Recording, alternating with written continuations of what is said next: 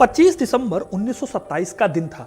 महाराष्ट्र में कोंकण के एरिया में महाड नाम के गांव में एक ऐसी घटना हुई जिसका असर आज तक बना हुआ है। इस दिन महाड में हजारों लोगों के सामने एक चिता सजाई गई और पेज बाई पेज मनुस्मृति नाम के ग्रंथ को आग के हवाले कर दिया गया।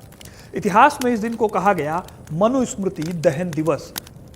इस प्रोसेशन को लीड कर रहे थे बाबा साहब भीमराव अंबेडकर। अब आपने इस घटना के बारे में जरूर सुना होगा। एक नहीं, तमाम नेता लोग इसके बारे में बताते रहते हैं और हर नेता दलित वोट के नाम पर इसका उपयोग करता है। लेकिन इससे करीब 22 साल बाद एक और घटना हुई जिसके बारे में आपने कम ही सुना होगा। बात है 1949 की। 24 फरवरी 1949 को संविधान सभा में अपने भाषण में अंबेडकर साहब ने अन्य स्मृतियों में मनुस्मृति के महत्व को स्पष्ट रूप से स्वीकार किया। उन्होंने टिप्पणी करते हुए कहा, 137 स्मृतियों में से याज्ञवल्क्य और मनु उच्चतर मानक के हैं। अंबेडकर ने इस बात पर प्रकाश डाला कि कैसे मनु की संहिता महिलाओं के उत्तराधिकार के अधिकारों के लिए प्रावधान करती है। उन्होंने कहा कि मनु ने स्पष्ट रूप से कहा है कि बेटियों को विरासत का 1/4 हिस्सा मिलना चाहिए। अब आप कंफ्यूज मत होइए। जब अंबेडकर ने मनुस्मृति को जलाया तो उनके इस काम को सपोर्ट और विरोध दोनों मिला। लेकिन सवाल यह है कि मनुस्मृति को जलाने वाले अंबेडकर ने बाद में उसकी तारीफ क्यों की, और एक ऐसा ग्रंथ जिसमें यत्र पूज्यन्ते नारी रमन्ते तत्र देवता जैसी बातें लिखी हैं, आखिर उस ग्रंथ को अंबेडकर जलाकर साबित क्या कर रहे थे, और आखिर क्यों उन्होंने मनुस्मृति को जलाया? इसके अलावा दूसरा कोई ग्रंथ क्यों नहीं जलाया? क्या अंबेडकर मनुस्मृति से नफरत करते थे या फिर उन्होंने इस किताब को किसी और मकसद से जलाया था? ये सारी बातें आपको इस वीडियो में पता चलेंगी।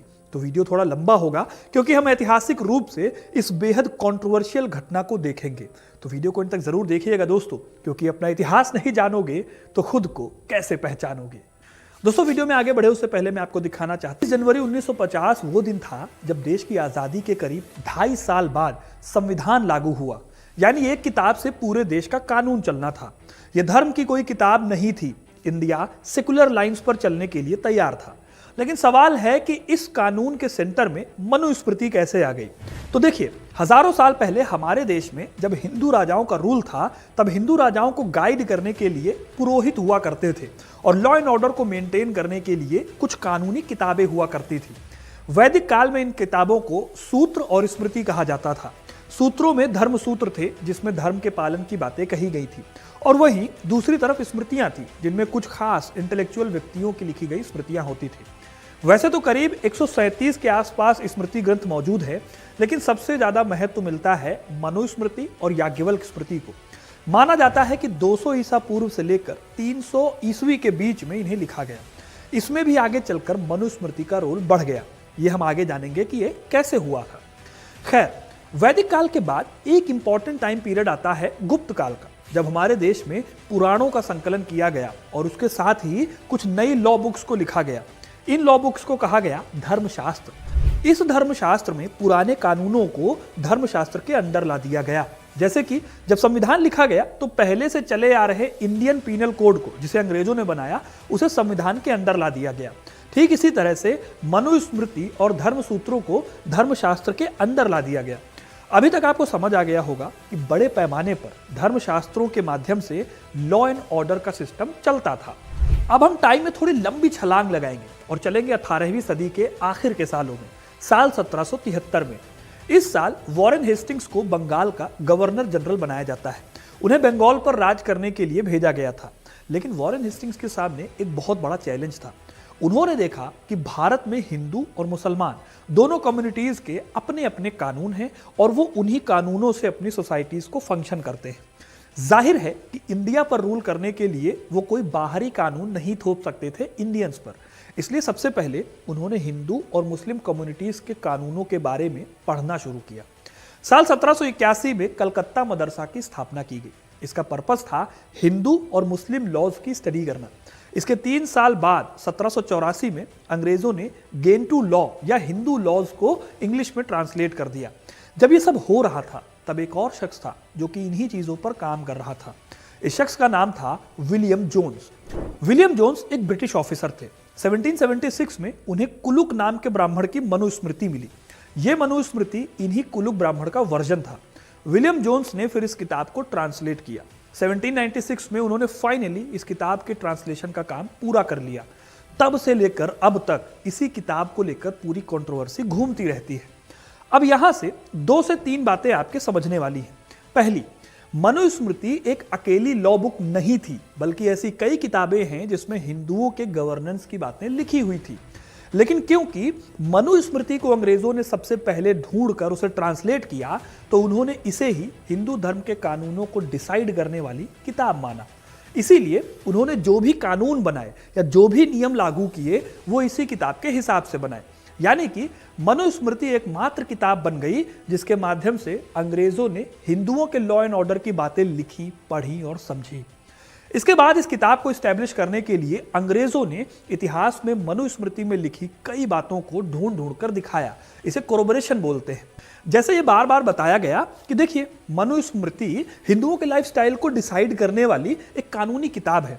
यह भी बताया गया कि वर्ण के आधार पर एक हिंदू की जीवन शैली कैसी होनी चाहिए, वर्ण के आधार पर समाज में उनकी क्या क्या ड्यूटीज हैं, ये बातें मनुस्मृति बताती है। वैसे तो मनुस्मृति में 12 चैप्टर हैं और करीब 2700 के आसपास श्लोक हैं। इसमें राजा की ड्यूटीज से लेकर महिलाओं के कर्तव्य, अपराधों की सजा और दूसरे पॉलिटिकल बातों का भी जिक्र है।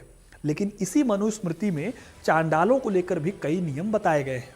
एग्जाम्पल के लिए, चांडाल सिर्फ शमशान घाट और उसके आसपास के एरिया में रहेंगे, यानी गांव से बाहर रहेंगे। फिर मृत लोगों के शव पर जो कपड़ा है, सिर्फ उसी कपड़े को वो पहन सकेंगे। अगर ऐसे कपड़े नहीं मिलते तो लेदर यानी चमड़ा पहनना होगा। ठीक ऐसे ही खाने के लिए टूटे फूटे कटोरों में ही खाना खाया जा सकता था। इसके साथ ही गांव में घुसने के लिए एक पर्टिकुलर टाइम दिया जाता था जब गांव वालों की नजर इन पर ना पड़े। इस तरह के कई नियम जो कि डेरोगेटरी सेंस में थे, वो लिखे हुए थे इस किताब में। फिर जब अंग्रेजों ने इंडियन हिस्ट्री लिखनी शुरू की तो उन्होंने मनुस्मृति को इतिहास से जोड़ना शुरू किया। उन्होंने मनुस्मृति के कानूनों को सही साबित करने के लिए हिस्ट्री का सहारा लिया। यह काम उन्होंने कैसे किया? तो उन्होंने फाहियान के वर्णों का जिक्र किया जिसमें चांडालों का वर्णन मिलता है। इसके बाद उन्होंने 13वीं सदी में आए अरबी इतिहासकार अल बिरूनी की किताब किताबुल हिंद से भी ऐसा ही जिक्र निकालकर दिखाया। अब इन दोनों लेखकों के जिक्र कितने सही हैं, कितने गलत हैं, वो एक अलग डिबेट है। लेकिन अंग्रेज अपनी कॉलोनियल राइटिंग से ये साबित करने में कामयाब हो गए कि प्राचीन काल में ब्राह्मण ही हिंदू समाज को चलाते थे और मनुस्मृति के हिसाब से चांडालों या जिन्हें बाद में दलित कहा गया, उन्हें हमेशा निचले दर्जे पर रखा जाता था। अब ये बात भी एक अलग डिबेट है कि ऐसा होता था असल में या नहीं। लेकिन यहाँ पर समझने की बात यह है कि अंग्रेजों ने इस तरह से जो भी कानून बनाए वो कुलुक मनुस्मृति के आधार पर बना दिए और उसी हिसाब से इंडियन सोसाइटी में वर्ण व्यवस्था और भी ज्यादा रिजिड और संकीर्ण होती चली गई। इसकी वजह कुछ ऐसे श्लोक भी थे जो वर्ना सिस्टम को डिफाइन करते थे। एग्जाम्पल के लिए, इस किताब में वर्ना सिस्टम को डिवाइन यानी कि ईश्वर द्वारा रचित बताया गया। इसमें ब्राह्मण, क्षत्रिय और वैश्यों को द्विज कहा गया है और शूद्रों को सिंगल बर्थ वाला कहकर उन्हें अशुद्ध और वेदों को पढ़ने के लिए अनफिट बताया। दलितों में मनुस्मृति में कहा गया है कि अपने ऊपर के मास्टर की सेवा करना उनका पहला काम है। ऐसे ही मनुस्मृति के 11वें अध्याय का श्लोक 135 कहता है कि 100 साल के क्षत्रिय को 10 साल के ब्राह्मण को अपने पिता की तरह ट्रीट करना चाहिए। चौथे चैप्टर के 78 से 81 तक के श्लोक कहते हैं कि शूद्र एजुकेशन पाने के लायक नहीं है। क्योंकि अंग्रेजों ने मनुस्मृति के सहारे हिंदू लॉ एंड ऑर्डर को समझा था, इसलिए मनुस्मृति उन सभी दलित थिंकर्स के लिए जातिवादी शोषण का सिंबल बन गई थी जो दलितों को अधिकार दिलाने की लड़ाई लड़ रहे थे। अगर आपको लगता है कि किताब का विरोध सिर्फ डॉक्टर अंबेडकर ने किया था, तो ऐसा नहीं है। ज्योतिबा फुले पहले ऐसे दलित चिंतक थे जिन्होंने सबसे पहले मनुस्मृति के इन थॉट्स को कॉल आउट किया था। आगे चलकर दलित अधिकारों की लड़ाई लड़ने वाले लगभग सभी आंदोलनकारियों ने मनुस्मृति के श्लोकों का विरोध किया। इस तरह से दलित कम्युनिटी को बराबरी का दर्जा दिलाने के लिए मनुस्मृति एक सिंबल बन गई। इसी कड़ी में डॉक्टर अंबेडकर भी मनुस्मृति के 4 वर्ना सिस्टम का विरोध कर रहे थे। लेकिन इस विरोध का पीक पहुंचता है 1927 में। जो मनुस्मृति दहन दिवस का इंसिडेंट मैंने आपको वीडियो की शुरुआत में बताया था, उस विरोध के पीछे कई अलग अलग इंसिडेंट शामिल थे जो अंबेडकर को ऐसा कदम उठाने के लिए मजबूर करते हैं। 1927 में बॉम्बे विधान परिषद ने एक रेजोल्यूशन पास किया कि दलित वर्ग के लोगों को उन जगहों का इस्तेमाल करने की इजाजत होनी चाहिए जो सरकार द्वारा बनाई गई है या जिनके अंडर में, सरकार के अंडर में मेंटेनेंस है। जनवरी 1924 में महाड, जो कि बॉम्बे प्रेसिडेंसी का हिस्सा था, उसने इस अधिनियम को लागू करने के लिए नगर परिषद में प्रस्ताव पारित किया, लेकिन सवर्ण हिंदुओं के विरोध के कारण इस प्रस्ताव को लागू नहीं किया जा सका। 1927 में जब अंबेडकर को इस बात का पता चला तो इन्होंने इस बात का विरोध करना शुरू किया। उन्होंने सार्वजनिक तालाबों के पानी पीने का आंदोलन चलाया, जिसका सवर्ण हिंदुओं ने विरोध किया। जब अंबेडकर ने टैंक से पानी पिया तो उनके हजारों सपोर्टर्स ने उनका अनुसरण किया, यानी उन्होंने भी टैंक से पानी पिया। लेकिन उनके जाने के बाद सवर्ण हिंदुओं ने तर्क दिया कि अछूत लोग तालाब से पानी लेकर उसे प्रदूषित करते हैं। तालाब को शुद्ध करने के लिए गाय के मूत्र और गोबर का इस्तेमाल किया गया। इन प्रोडक्ट्स को मिक्स करके 108 बर्तनों को तालाब में खाली किया गया और उस दौरान ब्राह्मण मंत्र पढ़ रहे थे तालाब को पवित्र करने के लिए। इस बात को देखते हुए अंबेडकर ने फिर से आंदोलन करने की कोशिश की, लेकिन उन्हें रोक दिया गया। इसके बाद 25 दिसंबर के दिन अंबेडकर के मार्गदर्शन में सहस्त्रबुद्धि ने विरोध स्वरूप हिंदू कानून की पुस्तक मनुस्मृति को जलाया। यही वो ऐतिहासिक घटना है जिसके बारे में वीडियो की शुरुआत में मैंने आपको बताया था। अंबेडकर ने इस किताब को इसीलिए जलाया क्योंकि तमाम दलित चिंतकों की तरह वो भी इस किताब को दलित अधिकारों का गला घोटने वाली किताब मानते थे। इस किताब को जलाकर उन्होंने सिंबॉलिकली ये कहने की कोशिश की कि किसी भी दलित को 4 वर्ना सिस्टम में फंसने की जरूरत नहीं है। ये एक तरह से एक्सप्लॉयटेटिव मेथड है। लेकिन इससे भी बड़ी बात यह थी कि अंबेडकर को यह विरोध अंग्रेजों के कानूनों के खिलाफ भी था, क्योंकि उन्होंने मनुस्मृति के कानूनों को लागू करके उसे वैलिडेट किया था। इसीलिए उन्होंने इस किताब को जलाकर यह साबित करने की कोशिश की कि वो 4 वर्ना सिस्टम के आइडिया को रिजेक्ट कर रहे हैं। सबसे बड़ी बात है कि आप इस तरीके को अपने अपने हिसाब से सही या फिर गलत के खांचे में रख सकते हैं, लेकिन सच ये है कि दुनिया भर में विरोध करने का यही तरीका अपनाया जाता है।